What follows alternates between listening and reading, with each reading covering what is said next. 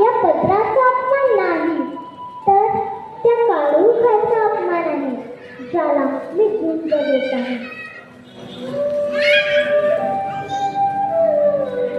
शाळेचा पहिला दिवस आठवतो का तुम्हाला? छोट्या छोट्या मुली कापूस पेरणाऱ्या हातांनी, काळाभोऱ्या चेहऱ्यांनी भीत भीत माझ्याकडे पाहत म्हणाल्या, आई ग, आम्हाला अक्षर शिकायचंय. आई, हे शब्द मी त्यांना काही कमावलंच नव्हतं, पण त्यांनी मला दिलं. त्या दिवसापासून मी आई झाले. आई अक्षरांची, आई धैर्याची, आई प्रकाशाची.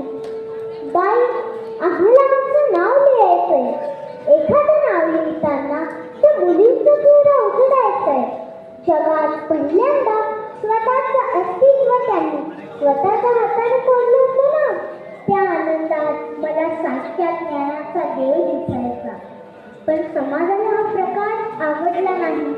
त्यांना शिकलेली मुलगी म्हणजे अवज्ञा, उन्माद, बंडखोरी.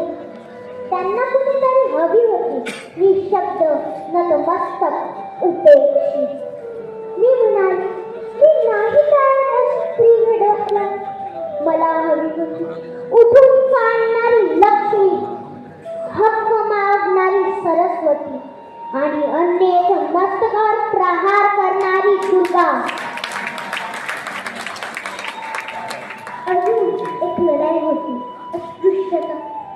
त्या काळोखाचा खोल दरीत जेव्हा मी हात द्यायला तयार नव्हतं, तेव्हा आम्ही ज्योतिराव म्हणालो, माणूस म्हणजे माणूसच बस.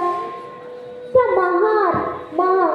सांभारांच्या लेकरांना जेव्हा मी पुस्तक दिलं, तेव्हा मला जाणवलं, काळोखाची पहिली भेट ओलांडली आपण.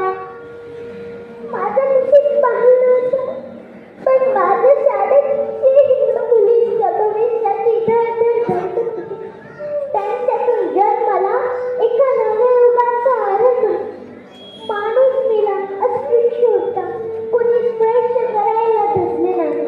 मी धावले, त्याला खांद्यावर उचललं. समाजाने म्हटलं, सावित्री, तुझं नाव आता पापात पडलं.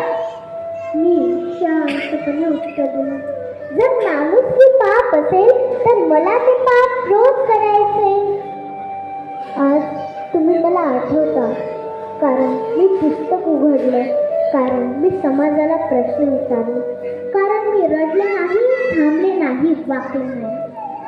मी सावित्री.